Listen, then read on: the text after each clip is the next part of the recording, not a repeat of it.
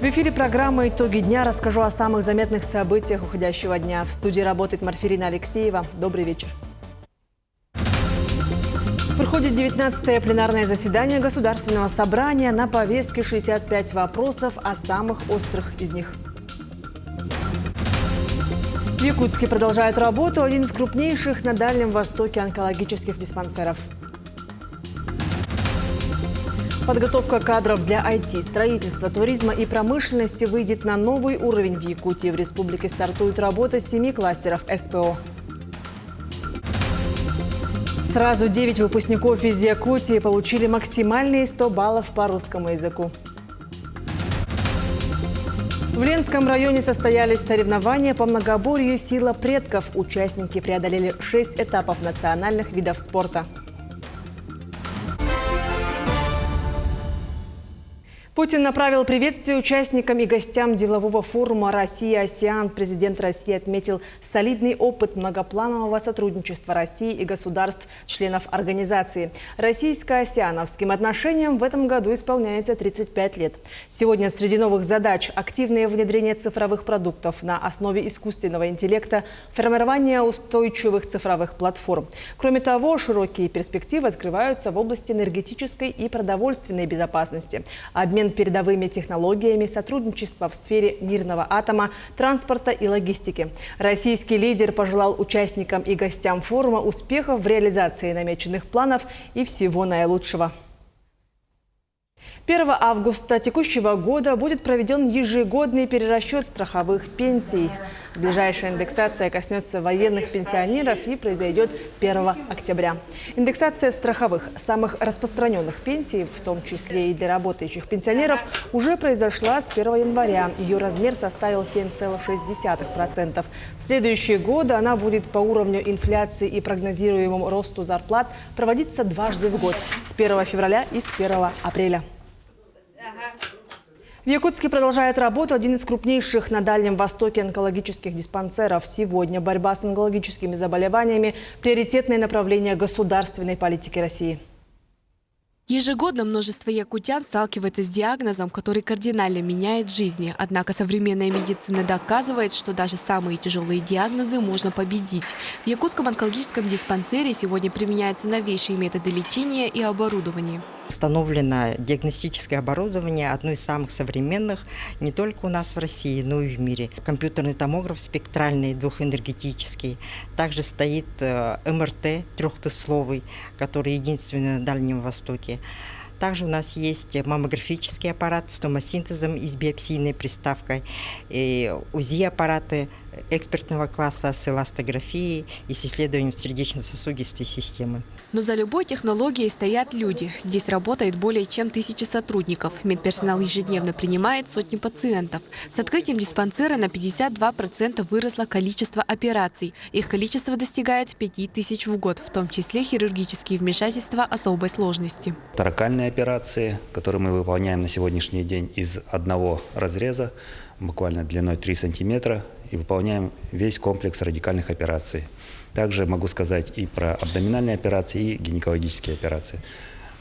Практически 80-90% на сегодняшний день выполняется именно в виде эндоскопических, малоинвазивно. В борьбе с таким сложным недугом важен этап ранней диагностики. Благодаря работе онкоцентра 46 злокачественных новообразований выявлено на начальной стадии. Для этого по республике ведется активная пропаганда здорового образа жизни, диспансеризация и различные проекты. В первую очередь это онкопоиск.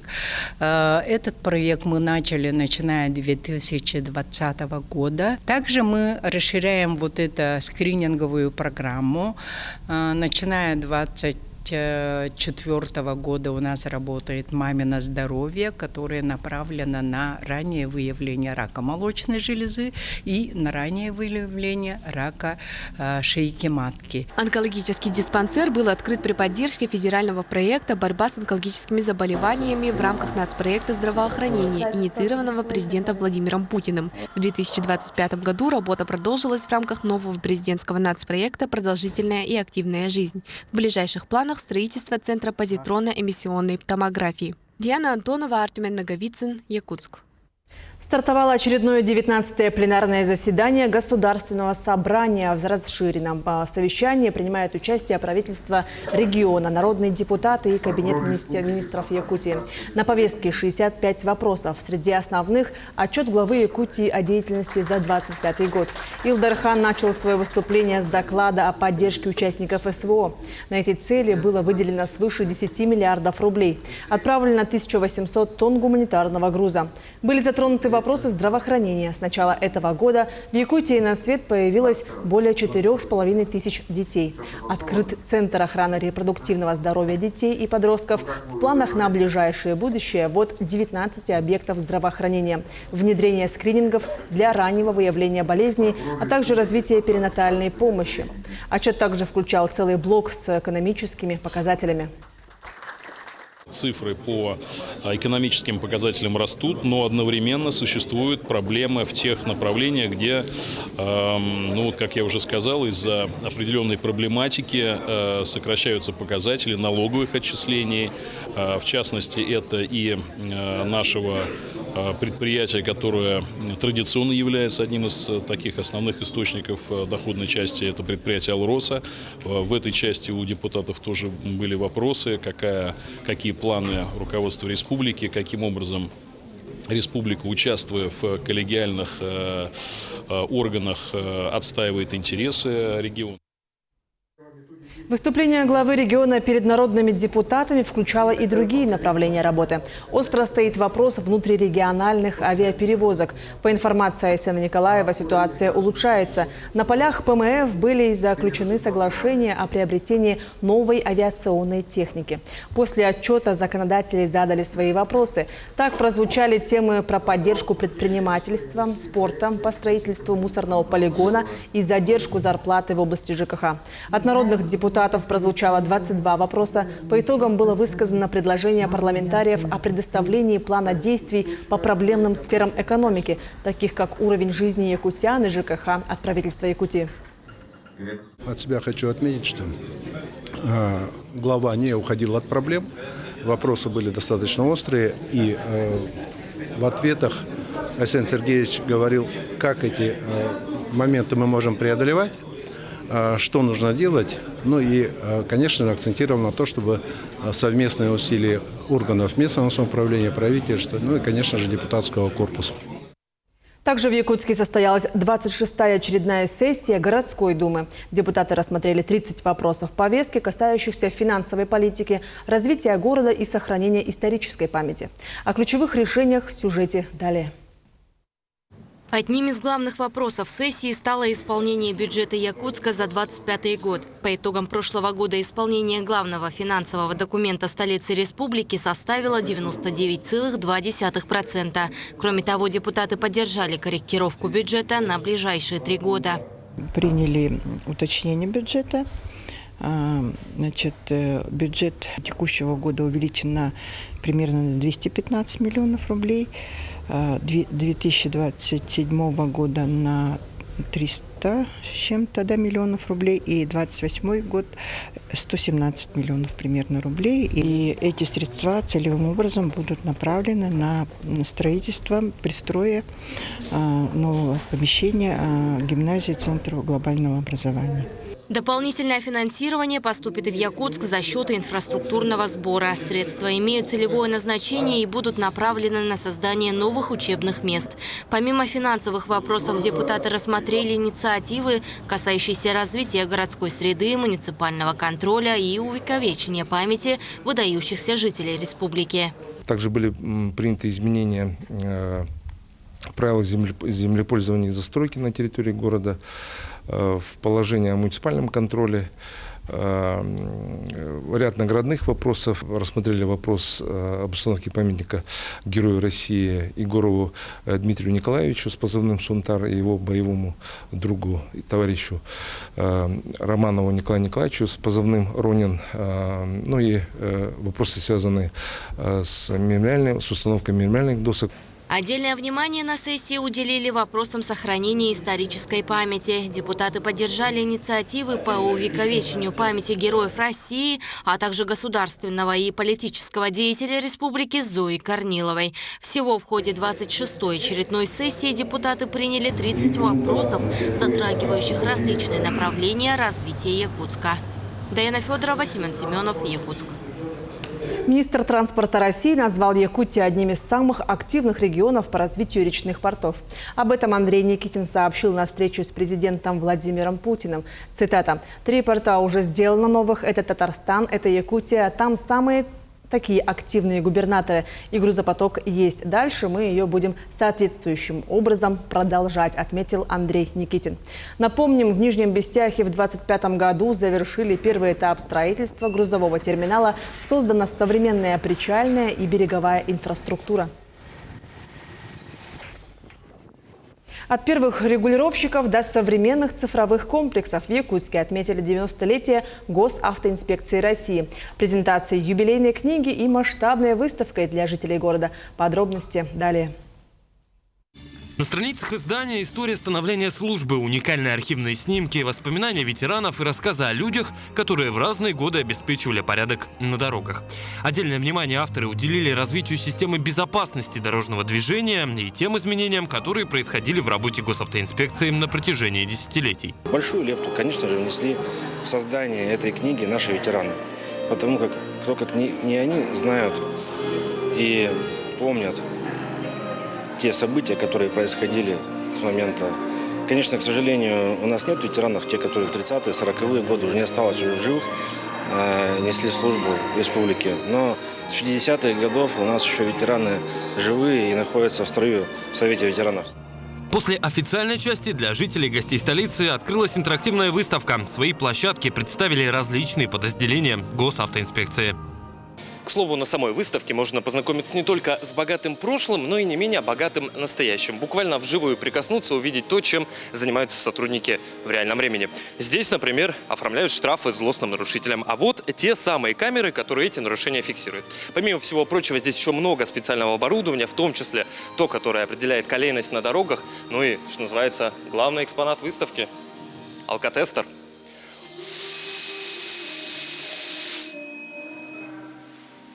Ноль.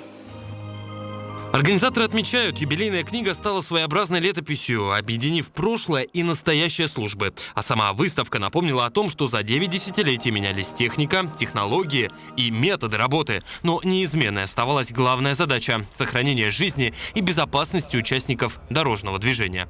Появились новые виды технических средств, таких как автоураганы, которые у нас на сегодняшний день у нас их 11 штук в республике, которые фиксируют нарушение правил дорожного движения с обзором 360 градусов. В сегодняшний день у нас реализуется новый национальный проект.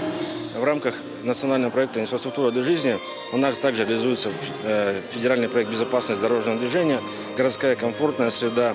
То есть, соответственно, и у нас целевые показатели – это снижение в 1,5 раза смертности до 2030 года к аналогичному периоду 2023 года. Меняются автомобили, дороги и технологии. Неизменным остается одно – ответственность тех, кто ежедневно следит за безопасностью дорожного движения. И сегодня, спустя 90 лет со дня образования службы, история Госавтоинспекции продолжает писаться, но уже новыми страницами. Петр Васильев, Нюргун Старостин, Якутск. Стали известны результаты ЕГЭ по русскому языку. Сразу 9 выпускников из Якутии получили максимальные 100 баллов. Об этом в МАКСе сообщил глава республики Айсен Николаев. Это сильный результат, за которым стоят труд, дисциплина, поддержка семьи и большая работа педагогов, подчеркнул глава Якутии. Итак, наивысшие баллы набрали Екатерина Алексеева, город Алдан, ученица 1-й школы. Игорь Гуляев, ученик Якутского городского лицея. Матвей Данилов, Неджилинская школа, Кобяйский район. Полина Ерощенко, учащаяся 30-й школы города Якутска. Элиза Люйден, Якутский городской лицей. Кирилл Малышев, ученик 12-й школы города Якутска. Яна Марандич, Нерюнгринский район, школа номер 2. Елизавета Рудых, физико-технического лицея города Якутска. И Айсана Ко, Сивцева из Чурапчинской гимназии имени Макарова. Подготовка кадров для IT, строительства, туризма и промышленности выйдет на новый уровень в Якутии. В республике стартует работа 7 кластеров СПО в рамках проекта «Профессионалитет». Проект объединяет колледжи, техникумы и работодателей для подготовки востребованных специалистов непосредственно под запросы отраслей. Грантовую поддержку получили образовательные организации, предоставляющие 7 направлений: информационные технологии, легкую промышленность, туризм и сферу услуг, железнодорожный транспорт, строительство, горнодобывающую и электротехническую отрасли. Создание кластеров станет очередным шагом в развитии системы среднего профессионального образования республики и позволит расширить возможности для трудоустройства выпускников на региональных предприятиях. В этом году наш колледж принимал участие в этом конкурсе наряду с нашими образовательными организациями в рамках кластера информационной технологии. 7 образовательных организаций, 7 работодателей. По нашей заявке мы выиграли в конкурсе Министерства просвещения Российской Федерации более 100 миллионов рублей из федерального бюджета, которые будут направлены на модернизацию материально-технической базы, на ремонт, на обновление учебных программ. В Нейрюнгри в детской школе искусств открыли творческий сезон. Программа включает ежедневные занятия, мастер-классы и новые знакомства. Каждый учащийся может раскрыть свой потенциал и найти любимое увлечение. Лето – время солнца, каникул и, конечно же, творчества. В этом году детская школа искусств открыла свои двери для юных талантов, превратившись в настоящую летнюю резиденцию искусства. Разнообразные игры, конкурсы, сценки и выступления – вот лишь малая часть того, что ждет ребят в этом ярком и насыщенном творческом лагере. Дети вовлекаются у нас очень просто, им только дай команду. Мы в основном играем в активные игры, они это очень любят. Когда у нас слишком много энергии, мы не можем успокоиться, мы просто садимся и рисуем. Программа сезона впечатляет своим разнообразием. Здесь есть классические занятия по рисованию, хореографии, сценическому мастерству. К нам приходят дети, которые не видят свою жизнь без творчества. Им очень нравятся разнообразные формы. Например, мы на открытии нашего лагеря здесь в городе подготовили мини-спектакль. Дети оперативно включились в него, и благодаря своим способностям они очень быстро освоили все. Мы пригласили родителей, и получился такой очень мини-праздник для всех. Каждый ребенок может раскрыть свой талант и почувствовать себя настоящим артистом, научиться работать в команде вдали от гаджетов.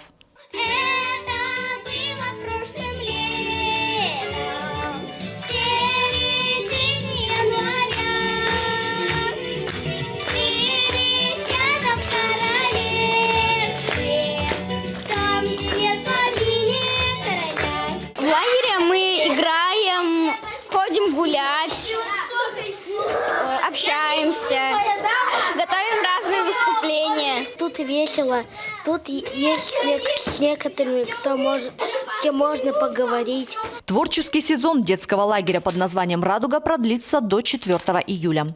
Такой полезный и интересный досуг – прекрасная инвестиция в будущее подрастающего поколения. Возможность подарить им яркие воспоминания и, возможно, открыть для мира новые имена в искусстве.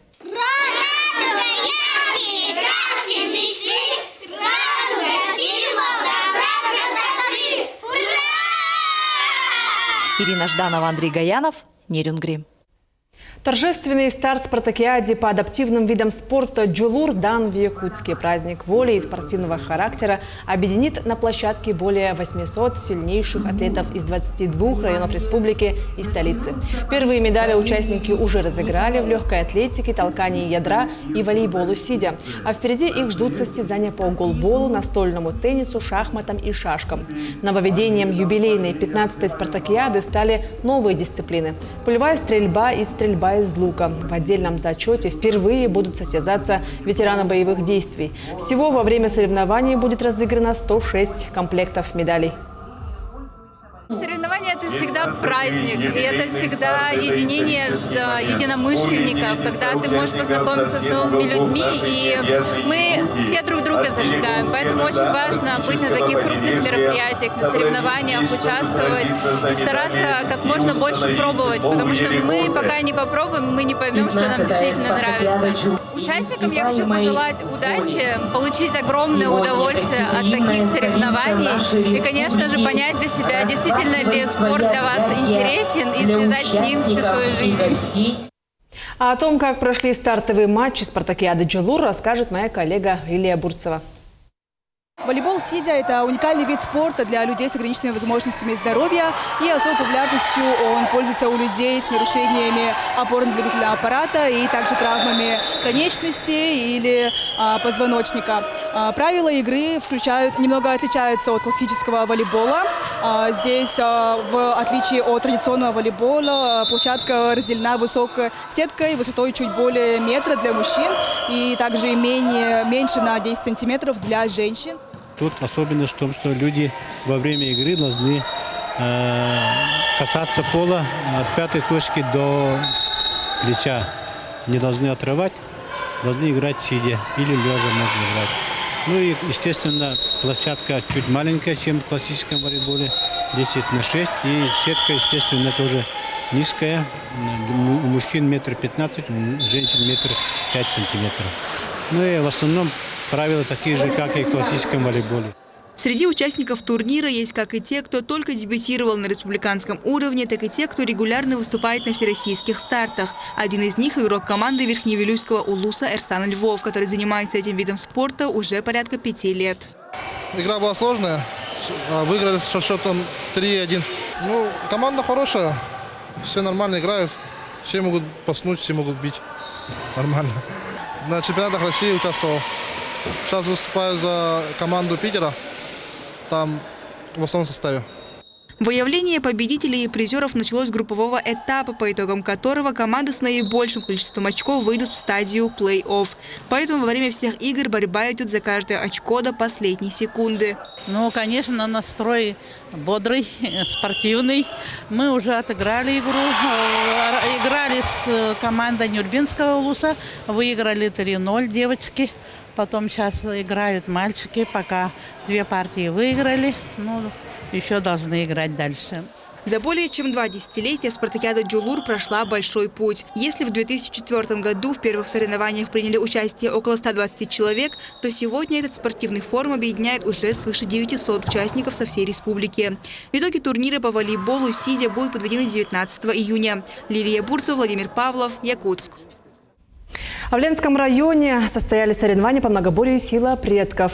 Участникам предстояло преодолеть 6 этапов и побороться за главный денежный приз – 100 тысяч рублей. 9 атлетов, в их числе гости из Мирного, продемонстрировали свою мощь и выносливость в масс-рестлинге, хапсагае, стрельбе из лука, в якутской вертушке, прыжках, беге на 400 метров и переноске камня. Это самый сложный этап соревнований. Соревнования проводились в рамках Года единства. Так присоединились и представители киргизской и бурятской общин. По итогам всех этапов в общем зачете 1-е место завоевал спортсмен из Ортонахара, 2-е – гость из города Мирный и 3-е – ленчанин.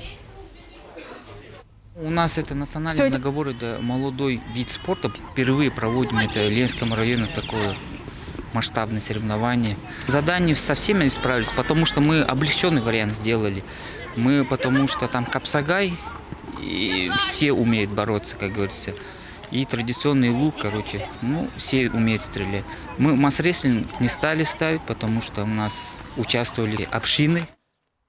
Ну а в Мирном сегодня резко выпал снегопад. Несмотря на календарное лето, температура воздуха составила всего 2 градуса по Цельсию, а ощущение холода, по сообщениям местных метеостанций, достигало отметки в -4 градуса. Несмотря на кратковременность явления, снегопад успел вызвать оживленные дискуссии среди горожан.